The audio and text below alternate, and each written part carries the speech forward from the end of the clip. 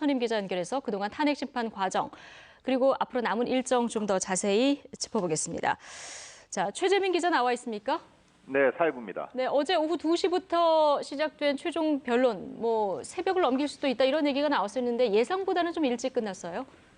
네, 어제 오후 9시가 조금 못돼 끝났습니다. 20분 휴정을 제외하고 네. 6시간 반가량 진행이 됐습니다. 그 선고기일은 지정하지 않고 추후에 지정하기로 했죠? 네, 이정미 권한대행은 재판을 마무리 지으면서 추후 선고일을 지정해서 통보하겠다고 밝혔습니다. 네, 그럼 선고일 언제쯤 지정될 것 같습니까? 네, 앞서서도 앵커가 언급했지만 헌재는 오늘부터 재판관 전원이 참석하는 평의에 들어갑니다. 평의는 재판관들이 결론을 도출하기 위한 의견을 교환하는 자리를 말하는데 철저히 비공개로 진행됩니다. 재판관들이 치열한 토론을 벌이는 것으로 전해지고 있는데 거의 매일 평의를 거쳐서 어느 정도 결론이 날 것 같다고 판단되면 헌재는 선고일을 지정하게 됩니다. 일정상 3월 둘째 주 7일 전후가 될 것 같습니다. 네, 그럼 3월 7일 전후에서 선고일을 지정하고요. 선고일이 임박해서는 재판관들이 최종 또 표결을 하지 않습니까? 네, 그렇습니다. 이번 사건의 경우 국가 중대 사안이라는 점에서 판결은 극도의 보안 유지를 위해 선고 당일 이루어질 가능성이 큽니다. 당일 최종 재판관 회의를 열어서 탄핵 여부를 결정한 뒤 곧바로 선고한다는 겁니다. 결정문은 미리 작성하는데 주심 재판관은 평의에서 나온 내용을 토대로 기각과 인용 모두를 작성해 놓게 됩니다. 참고로 2014년 통합진보당 해산 사건 때도 선고 당일 평결한 것으로 알려졌습니다. 네, 어제 마지막 변론 국회 소추위원과 대통령 대리인단의 법리 다툼 치열했는데요. 양측 그 변론 시간에는 좀 차이가 있었던 것 같습니다. 그렇습니다. 국회 측이 최종 변론에 1시간 14분, 대통령 측이 5시간가량 시간을 사용했습니다. 예. 먼저 국회 소추위원단은 대통령이 헌법과 법률을 광범위하고도 중대하게 위배했다. 자, 대체적으로 이런 주장을 했죠. 그렇습니다. 주요 내용을 좀 살펴볼까요? 네, 권성동 위원장은 대통령과 측근들 때문에 국민이 모욕을 당했다는 말로 최후 진술을 시작했습니다. 예. 그러면서 귀를 의심하게 하는 사건들을 매일 접해서 국민이 분노와 수치는 물론 좌절을 경험했다고 주장했습니다.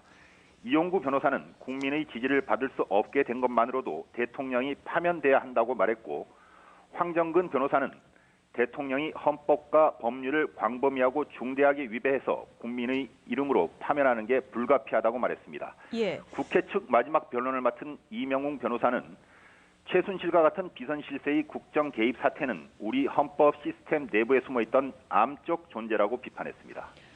네, 그러면 대통령 대리인단은 어떤 논거를 들어서 최후 변론을 했습니까? 네, 대통령 대리인단은 어제 최종 변론에 19명이 참석을 해서요. 이 가운데 15명이 마라톤 변론을 이어갔습니다. 주요 내용을 살펴보면 헌법재판관을 지낸 이동욱 변호사가 가장 먼저 변론에 나서서 박 대통령이 국정을 수행하면서 측근의 잘못을 막지 못한 건 정치적이거나 도의적으로 비난받을 사안이지 파면 사유는 아니라고 주장했습니다. 김평우 변호사는 최순실이 잘못한 것을 대통령이 책임지라고 하는 건 조선시대의 연자제라고 비판했고요. 구상진 변호사는 야권이 황교안 대행의 탄핵까지 추진하면서 탄핵제도를 악용하고 있다면서 헌법재판관들도 탄핵제도의 사정권밖에 있다고 말할 수 없다고 주장했습니다. 네, 박근혜 대통령 심판정에 직접 출석하는 대신에 서면으로 의견서를 냈는데요. 대통령 대리인단 측이 주장하는 내용하고 거의 비슷한 내용이죠. 네, 15분 분량의 의견서를 냈고 이동욱 변호사가 대독을 했습니다. 박 대통령은 의견서에서 주변을 제대로 살피고 관리하지 못한 불찰로 국민의 마음을 상하게 한 점 다시 한번 송구스럽다고 사과했습니다. 하지만 단 한 번도 사익을 위해 또는 특정 개인의 이익을 도와주려고 대통령의 권한을 남용하거나 행사한 사실이 없다고 강조했습니다. 지난 20여 년간의 정치 여정에서 단 한 번도 부정과 부패에 연루된 적이 없다는 점도 부각했습니다. 어제 대통령 대리인단 릴레이 변론을 계속하다가 이정미 재판관 좀 제지를 하기도 했다면서요? 네, 이정미 대행이 재판 중간중간에 반복되는 것은 빼고 간략히 변론해달라고 요청을 해서 비교적 변론이 예상보다 일찍 마칠 수 있었던 것 같습니다. 네. 자, 하나 주목되는 것이요. 헌법재판관을 지낸 대통령 대리인단 이동욱 변호사가 헌재 재판관 8인 체제가 위헌이다. 자, 선고가 이루어질 경우에 재심 사유다. 이렇게 주장을 하기도 했는데 손범규 대통령 대리인도 이런 얘기를 하지 않았습니까? 네, 그 9명 체제인 헌법재판관 일부가 공석인 상태에서 재판이 이루어져 9명의 견해가 모두 반영될 수 없게 되면 공정한 재판을 받을 권리가 침해된다는 논리입니다. 예, 그런데 헌법재판은 재심 규정이 없어서 사실상 단심제다.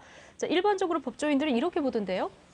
네, 그 탄핵 심판은 헌재법 규정이 없을 때 형사소송법 절차를 준용하게 돼 있습니다.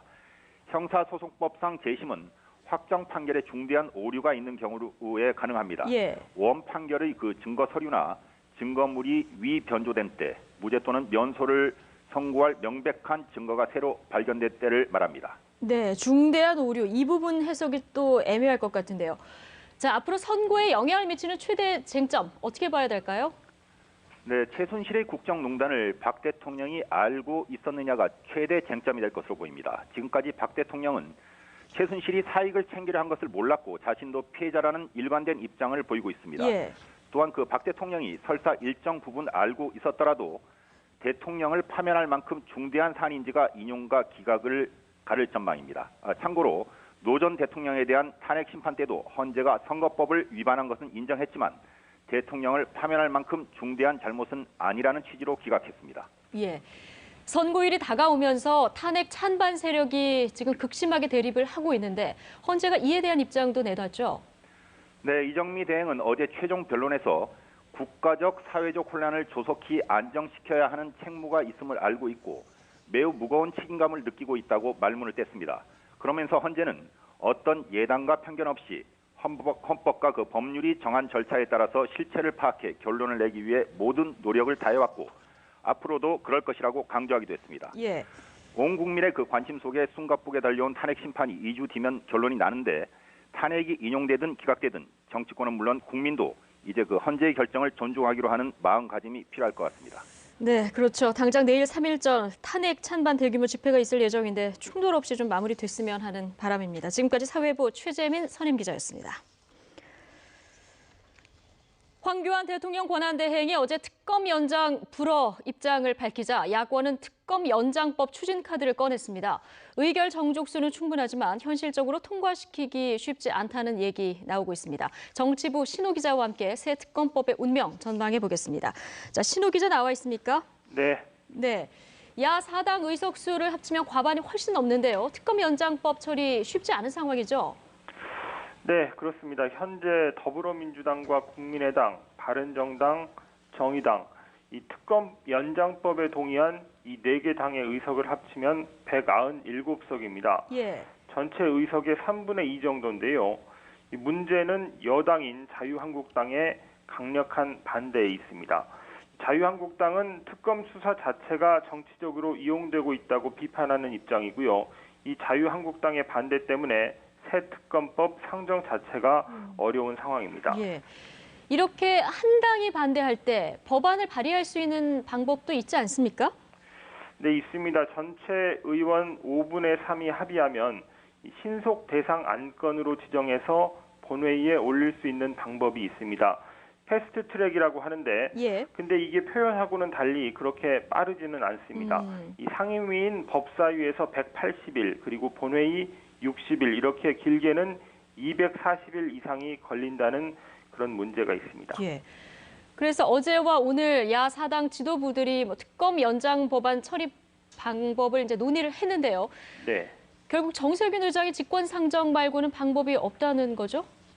네, 그런 것 같습니다. 야 4당 원내대표와 그리고 당대표가 어제 오늘 연이어서 만났는데요. 여기서 나온 결론은 이겁니다. 야 4당이 3월 2일 본회의에서 특검 연장법 처리를 위해 국회의장이 직권 상정해 줄 것을 정중하고도 강력히 요청한다는데 합의했습니다. 오늘 오후 4시에는 정세균 의장에게 다시 한번 이 직권 상정을 촉구하기 위해서 야 4당의 원내대표들이 정 의장을 면담하기로 했습니다. 네, 고민이 깊을 것 같은데 그럼 정세균 의장 오후에 어떤 입장을 좀 밝힐까요? 네, 오후에 이제 밝히겠지만은 어떤 입장을 밝힐지는 아직 확실히 알 수는 없고요. 예. 어제 얘기를 한번 보겠습니다. 어제 황교안 대행이 특검 연장 불허 결정을 내리자 이 정세균 의장이 입장 자료를 냈죠. 이 대단히 유감스럽게 생각한다고 밝혔고요. 그리고 황권한 대행이 특검법의 입법 취지는 물론이고 진실과 정의를 바라는 국민의 목소리를 외면하고 말았다고 강력하게 비판했습니다. 하지만 집권상정은 이 교섭단체 대표들의 합의가 필요하다는 입장을 그대로 유지하고 있습니다. 예. 오늘 야사당 원내대표들을 만나서는 어떤 말씀하실지 지켜봐야겠지만 입장을 바꾸기는 쉽지 않을 것 같습니다.